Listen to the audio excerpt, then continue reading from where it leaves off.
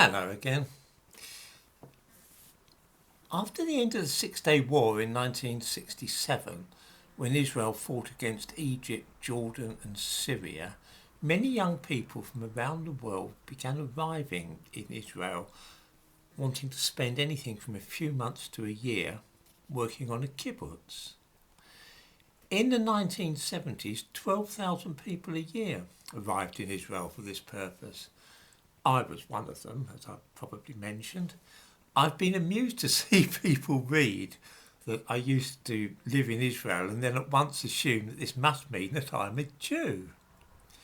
Most of the young people who went to live on kibbutzim were not Jewish.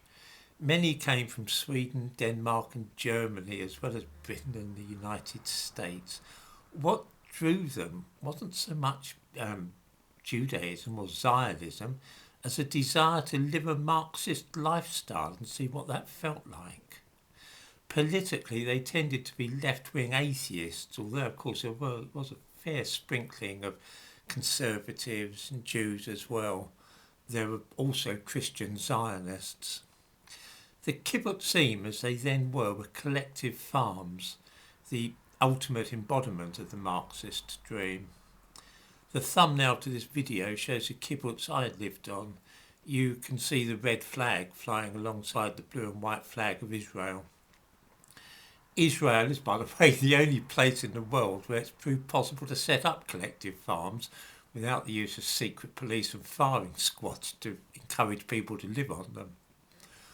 All land, as well as the means of production, was held communally, and everybody lived in identical little one-bedroom bungalows.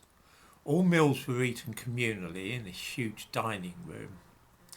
When a baby was born, it would stay with the mother for 6 weeks and then go to live in the children's houses where it would be raised communally. Parents could see their kids after work and they often enjoyed better relations with their children because they didn't have to feed them, look after them, discipline them and so on. All the time they spent with them was just pleasurable. Money had been abolished when I lived in the place. There was no such thing as theft or burglary. Everybody had the same as everybody else. There'd been no point trying to rob your neighbour because he didn't have any more than you did.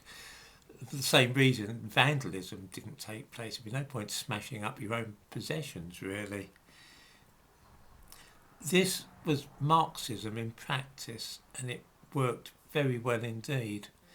I spent a year on a kibbutz called Bet Zera, which is in the shadow of the Golan Heights, before I moved to Jerusalem. This was not long after the Yom Kippur War. What I did notice was almost without exception, those who stayed on kibbutzim went back to their countries as committed Zionists. On a recent video I made, I couldn't help notice people throwing the word Zionist about all over the place. Some seemed to use the word as a pseudonym for Jew, while others thought that Zionism might be a plot for world domination. Zionism, in fact, doesn't concern anywhere else in the world other than Israel. It simply refers to the right of Jews to live in their own homeland. Just as Italians have a country called Italy and Americans have America, so too the Jews have Israel.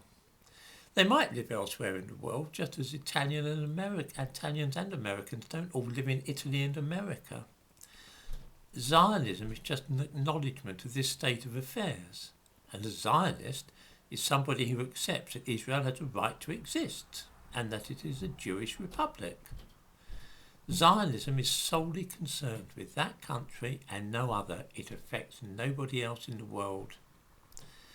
I, of course, acknowledge the right of Israel to exist, just as I do other countries like France and Spain. This doesn't make me a Jew, nor does it mean that I'm plotting to take over the world.